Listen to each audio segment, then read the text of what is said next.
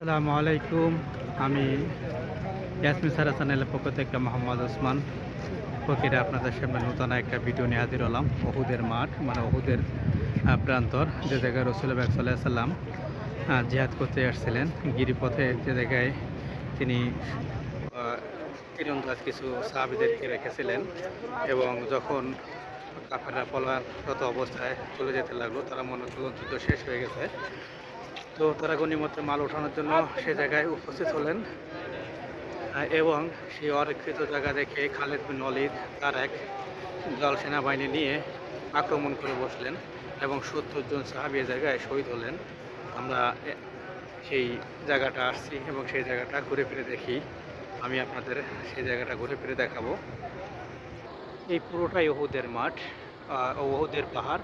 এই ওহুদের পাহাড়টা অনেক বড়, অনেক বড়। আমরা সামনে এই জায়গায় কিছু লোকের পরিদর্শন করতে আসে, তাদের সাথে এই জায়গায় যাবো। সেই পরীক্ষা যে জায়গা থেকে রাসূলুল্লাহ সাল্লাল্লাহু আলাইহি ওয়াসাল্লাম গিরিপথ রাখছিলেন, সেই গিরিপথের কাছে যাব এবং যে আপনাদের এটা দেখানোর চেষ্টা করব। সাথে থাকেন। একটা জিনিস সব থেকে বেশি নজর কাড়ছে, যে জায়গায় যাই সে জায়গায় প্রচুর পরিমাণে কবুতর। এই সেই ওহুদ পাহাড়, এইখানে হামজা রাদিয়াল্লাহু তাআলা আনহুর কবর। টাইম তখন মুসলিম টাইম দেখই নেই পথ খুলই গেছে ও টাইম দুনিয়া ইয়াবি করছে আমার রাসূলুল্লাহ সাল্লাল্লাহু আলাইহি সাল্লাম এবং সাহাবীরা এখানে যুদ্ধ করছিলেন।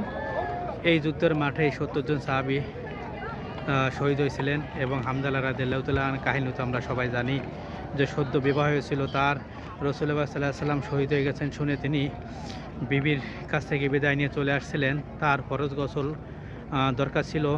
তো তিনি বললেন যে যদি বিবির কাছ থেকে বিদায় নিয়ে আসছিলেন, যে আমি যদি বেঁচে থাকি তাহলে তোমার সাথে দুনিয়ায় দেখা হবে, আর যদি শহীদ হয়ে যায় জান্নাতে তোমার সাথে দেখা হবে।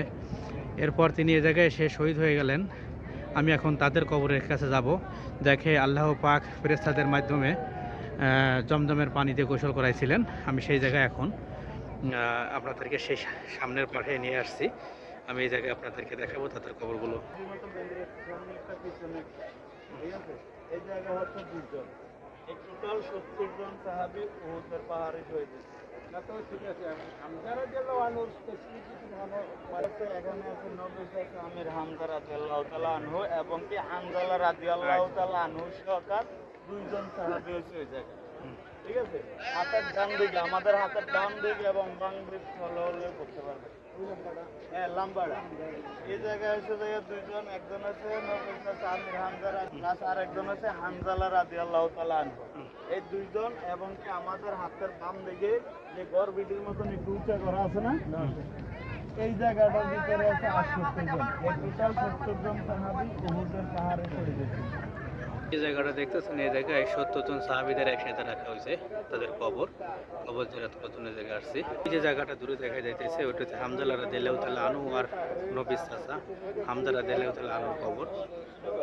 আমরা এই জায়গায় জিয়ারত করার জন্য আসছি এবং তার পিছে মসজিদ রয়েছে। আমরা মসজিদের জায়গায় যাব এবং এই জায়গায় একটা দোয়া করব ইনশাআল্লাহ। এই জায়গায় জিয়ারত করব। আমিন। রব্বানা যালামনা আনফুসানা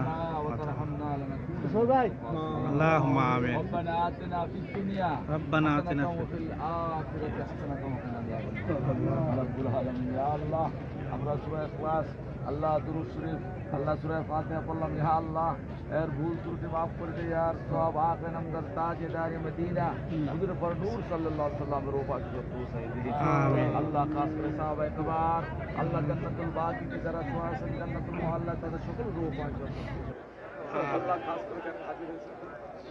আল্লাহ রাসূলের কাছে ইসলামের জন্য আজীবন নবীর পাশে ছিলেন। ইয়া আল্লাহ আপনারা সঙ্গে ছিলেন, ইসলামের জন্য সেখানে শহীদ হয়ে গেছেন। আল্লাহ আল্লাহ হামজা রাদিয়াল্লাহু তাআলা আনহু কিভাবে শহীদ হয়েছেন, আল্লাহ ইসলামের মহব্বতে আরো 68 সাহাবায়ে কেরাম শহীদ হয়েছে। আল্লাহ তাদের সকল রূহ পাক করতে পৌঁছেন। আল্লাহ আল্লাহ তাদেরকে জান্নাতের উচ্চ মাকাম আপনি দান করেছেন। আল্লাহ ইয়া আল্লাহ ইয়া রাব্বুল আলামিন, আমাদের পিতা মাতা আত্মীয় স্বজন যারা অন্ধকার কবরের সকল রূহ পাক করতে পৌঁছেছেন। আল্লাহ আল্লাহ আপনি বলেছেন আমার যারা আমার উম্মত হবে তারা উহুদকে যেন ভালোবাসে। আল্লাহ আল্লাহ উহুদের মহব্বতে আল্লাহ ইয়া আল্লাহ রাসূল, আল্লাহ ইয়া রাসূলুল্লাহ আপনার দান্দার মধ্যে শহীদ হয়েছে। আল্লাহ ইসলামের জন্য আপনার জীবন কুরবান, আপনার দান কবর দেখে শহীদ হয়েছে। আল্লাহ আমাদের আল্লাহ রাসূলের সাহাবা তো আল্লাহ রসুলের সোহবতে, আল্লাহ রসুলের সোহবত যেন আমরা পাই, আল্লাহ আমাদেরকে কবুল করে নিহা আল্লাহ। আমিন। আর রাব্বুল আলামিন আমাদেরকে মাফ করে নিহা আল্লাহ। আল্লাহ এখানে আসার উদ্দেশ্য একমাত্র আল্লাহ অপরবাসীর শান্তি কামনা করা। আল্লাহ এই উদ্দেশ্যে আমরা এসেছি আল্লাহ। আল্লাহ এইখানে যে সাহাবায়ে কেরাম শুয়েছে তাদেরকে জান্নাতে উচ্চ মাকাম দান করুন ইয়া আল্লাহ। আমিন। আল্লাহ সাথে সাথে আমাদেরকে জান্নাতে মাকাম দান করুন ইয়া আল্লাহ। আমিন। রব্বানা তাকাব্বাল মিন্না ইন্নাকা আনতাস সামিউল আলিম ওয়া তুব আলাইনা ইয়া মাওলানা ইন্নাকা আনতাত তাওয়াবুর রহিম বিরহমাতিকা ইয়া আরহামার রাহিমিন। এই জায়গায় বাংলায় অনেক কিছু লেখা আছে, যেমন রাসূল পাক সাল্লাল্লাহু আলাইহি সাল্লামের সুন্নাত পালন অর্থে কবর জিয়ারত বৈধ করা হয়েছে, তবে কোনো কবর ও মাজার জিয়ারতে কেন্দ্র করে কোথাও ভ্রমণ করা বৈধ নয়। দুটি উদ্দেশ্যে কবর জিয়ারত বৈধ হতে পারে: কবরবাসীদের জন্য মহান আল্লাহর নিকট শান্তি কামনা করা এবং তাদের জন্য দোয়া প্রার্থনা। রাসূল পাক সাল্লাল্লাহু আলাইহি সাল্লাম কবর জিয়ারতের সময় বলেছেন, হে কবরবাসী মুমিনগণ, আপনাদের উপর শান্তি বর্ষিত হোক, নিশ্চয়ই তারা আপনাদের সাথে মিলিত হবে ইনশাআল্লাহ। আমরা আল্লাহর নিকট তাদের এবং আপনাদের মুক্তি প্রার্থনা করি। পরকালে কথা স্মরণ করে রাসূল পাক সাল্লাল্লাহু আলাইহি সাল্লাম ইরশাদ করেছেন, আমি তাদেরকে কবর জিয়ারত করতে নিষেধ করেছিলাম, তবে এখন তোমরা কবর জিয়ারত করো, কেননা তা পরকালের জন্য স্মরণ হয়ে থাকবে। সহিহ মুসলিম। বরকত লাভের উদ্দেশ্যে কোনো কবর স্পর্শ করা বৈধ নয়, বরং এটি একটি স্পর্শ বিদআত। তাছাড়া একজন মুসলমান শিরকের পতিত হওয়া অন্যতম একটি মাধ্যম। বরকতের লাভের উদ্দেশ্যে উহুদ ও রুমা পাহাড়ের উঠা এবং এত থেকে মাটি বা পাথর নেওয়া বৈধ নয়। এই বিষয়টা বিভিন্ন ভাষায় জায়গায় লেখা আছে, বিভিন্ন দেশের ভাষায়, উর্দু থেকে বাংলা। আমি বাংলাটা আপনাদেরকে পড়ে শোনালাম। এই জায়গায় প্রচুর ভাষায় এগুলো লেখা আছে। সবাই কবর জিয়ারত করার জন্য আসছে, এই যে সাহাবীদের কবর এই জায়গায় থেকে জিয়ারত করার জন্য আসছে। বিভিন্ন দেশের বিভিন্ন ভাষায় কবর জিয়ারত করা হইতেছে। আল্লাহ পাক কত জবানে আল্লাহ তাআলার এই পেয়ারে যে সাহাবে রাসূলুল্লাহ সাল্লাল্লাহু আলাইহি ওয়াসাল্লাম সাহাবীদেরকে কত ভাষায় যে তাদের নামে দোয়া করা হয়, কবর জিয়ারত করা হয়। দেখেন এই কত মানুষ একসাথে আসছে এই জায়গায়, শুধু উহুদ পাহাড়কে ভালোবেসে আসছে তারা। যে উহুদ পাহাড়কে ভালোবাসে না সে রাসূল পাক সাল্লাল্লাহু আলাইহি ওয়াসাল্লামের উম্মত না। তো আমরা উহুদ পাহাড়কে ভালোবাসবো ইনশাআল্লাহ, এবং উহুদ পাহাড়কে প্রতি দোয়া করব। ব্যাংকে যারা তারা শহীদ হয়েছে তাদের প্রতি দোয়া করব, আল্লাহ যেন তাদের উচ্চ মকাম দান করে।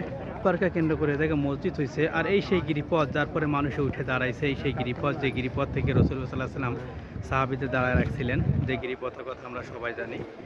তো এই সেই গিরিপথ। আর ভিডিও অনেক লম্বা হবে, এই কারণে আমি এত বড় বললাম না। যাই হোক, আমি এটা সমাপ্ত করলাম। ইনশাআল্লাহ আবার নতুন কোনো জায়গায় গিয়ে আপনাদের সাথে আবার নতুন ভিডিও করবো ইনশাআল্লাহ। এই বলে আজকে উহুদের ময়দান থেকে আপনাদের কাছ থেকে বিদায় নিতেছি। আমি ওসমান ফকির। আল্লাহ হাফেজ।